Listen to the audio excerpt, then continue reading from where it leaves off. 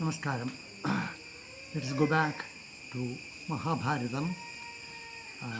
We are at the end of this Udyogaparvam, where before going into war, both Pandavas and Kauravas wanted peace talks. Neither side believed that peace was possible, but still they wanted to try. And we have seen a sequence. First, Pandavas sending the priest of King Panjala's king, Drupada's priest. And then when he returned without result, Dhritarashtra sent his emissaries, Vidura first and then Sanjaya. And what is it called? Yudhishthira sent back their terms to the Kauravas. It didn't result, any result. And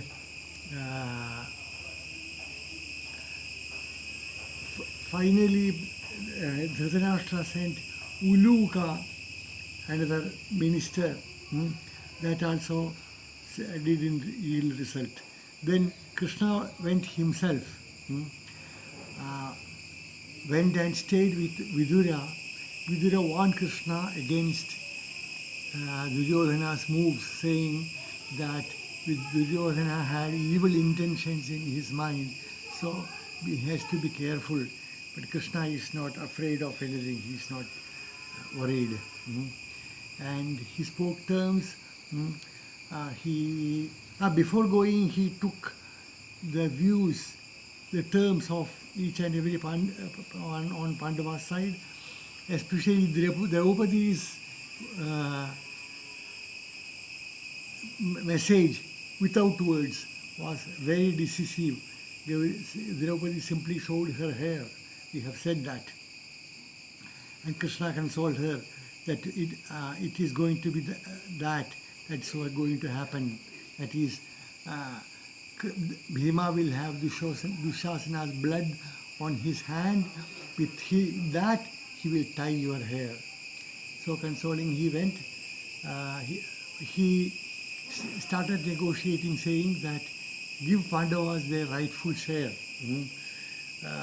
When Duryodhana didn't budge, Krishna asked for at least 5 villages or 5 cities so that each of them could stay. But Duryodhana said no. Finally, Krishna said at least 5 houses so that they can live. Then Duryodhana said, not even an inch, not even a pinprick of land. That is, if you just prick on the earth with a pin, even that much hand he won't give. And so there was no point in further talking. At that time, Duryodhana prepared, made arrangements to capture Krishna physically, tie him up and put him under, in prison, so that he won't be able to participate in the war. But Krishna, when he realized that, he showed his Vishwarupam. What is Vishwarupam? Is the divine form of Krishna, a form which stretched as far as heaven, with 1,000 eyes, 1,000 heads, with lots of arms holding various weapons. It was shining so brightly, so it blindfolded everyone. Nobody could look at him. And with that, Duryodhana was disarmed in a figurative sense. He didn't have any courage to take any step. So with that, Krishna walked out of the Kaurava assembly, saying that there is no, if this is the move of Duryodhana to tie up, to capture a messenger which is against all norms of war, Krishna left, and he, so far we did say, and then the one thing he did was he went to Karna straight away and said, Karna, you are not an Adhirathi, son of Adhiratha. You are not Radheya, son of Radha. In fact, you are one of the Pandavas. You are the eldest. You are born to Kunti.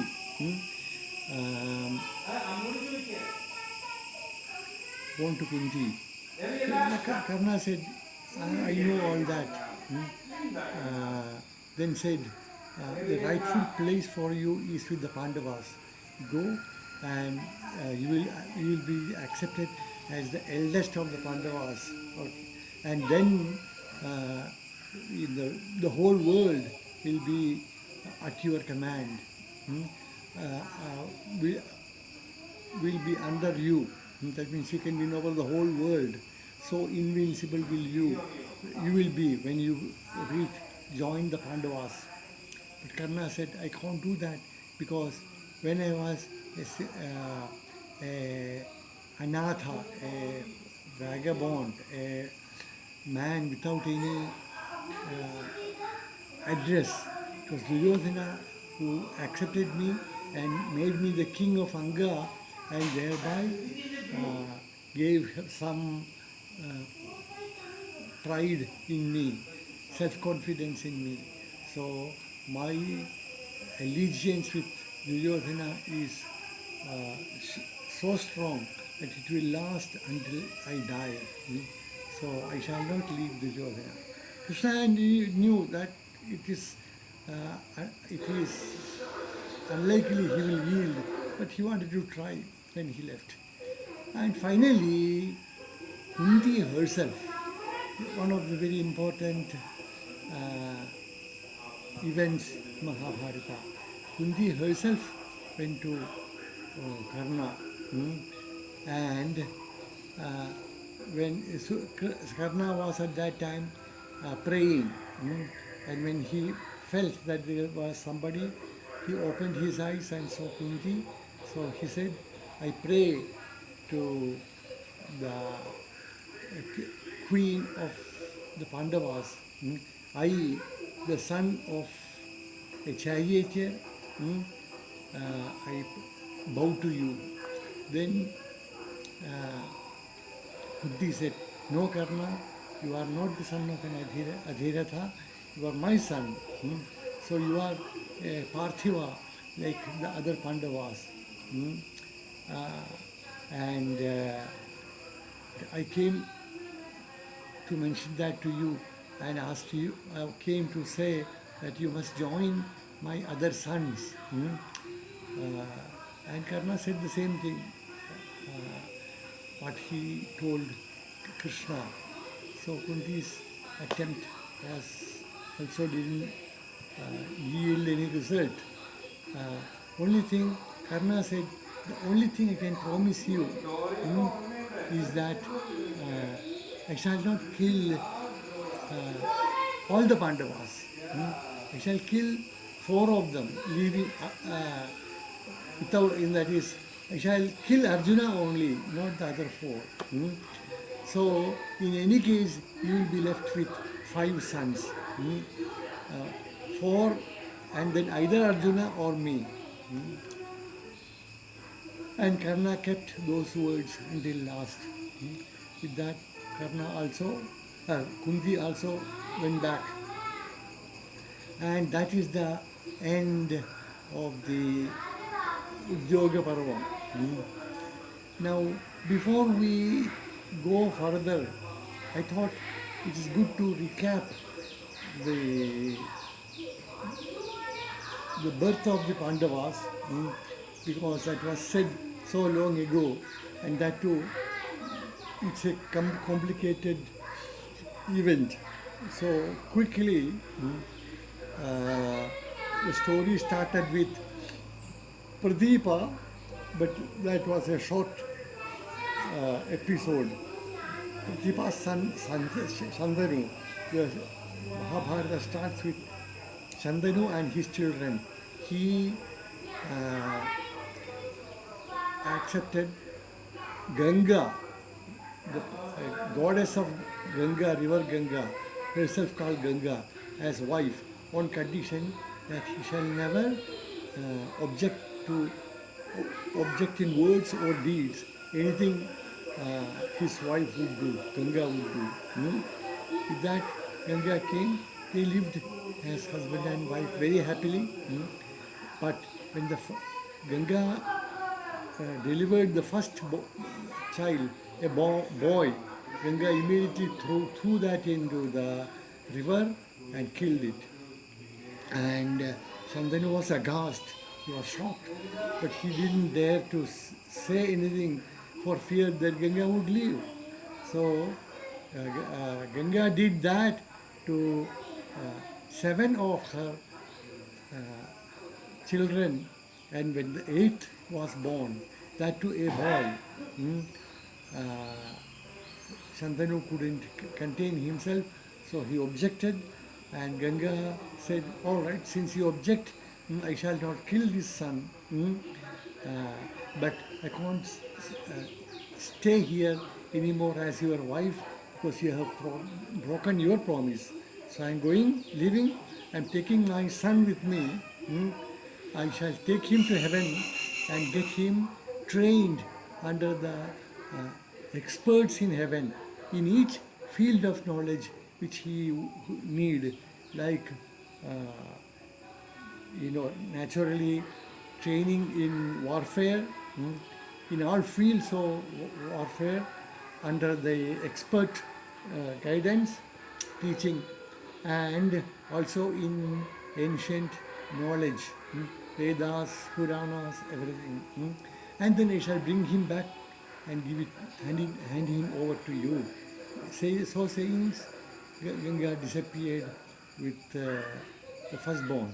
The firstborn was named Devadatta. And after some days, Ganga came back, some years, Ganga came back and gave Devadatta back to Shantanu. And Shantanu stayed happily with his son, but he was a bachelor since Ganga left him. And one day he happened to see Satyavati, the fisherwoman, the woman who delivered Vedavyasa. That was actually the first story we said in Mahabharata. Vedavyasa was born to the fisherwoman Satyavati, who was occupied with taking people across the Ganga from one shore to the other and back. And Parashara, Sage Parashara was a passenger one day, and he had an affair with Satyavati, and Vedavyasa was born, and both father and son left Satyavati to forest for meditation. And Satyavati continued to stay with her father, and then one day Shantanu saw her and he fell in love and asked her to marry him. But Satyavati said, I have no objection in marrying you. You are the king of a prosperous kingdom. But I am a woman. I am at the hands of my father. So you take his permission. And so Shantanu went there, and Shantanu requested Satyavati's father, the Asha, that was the name of the father.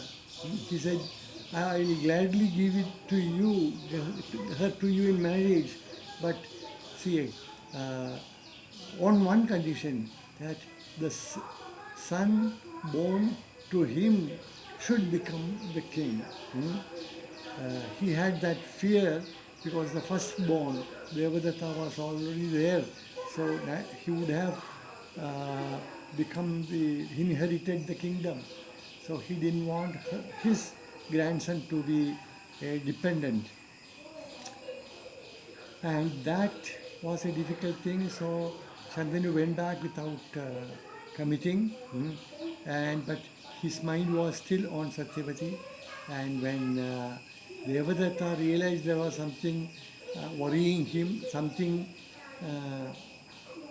disturbed his mind, he found out what it was and then promised that he shall not marry.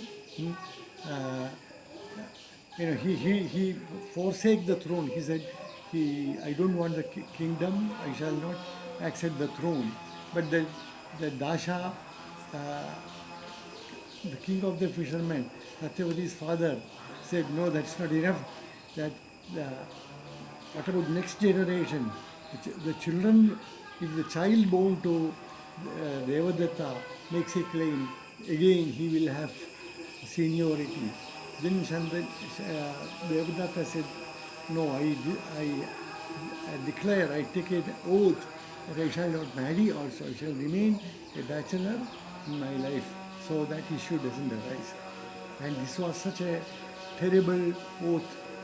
There was Ashariri from heaven that, Bhishma. Bhishma means terrible, a terror. Someone who took a terrible oath. And from that day onwards, his name stuck as Bhishma. And with that, the matter was settled. Our time is up. Next day I shall finish this part and continue with the story. Namaskaram.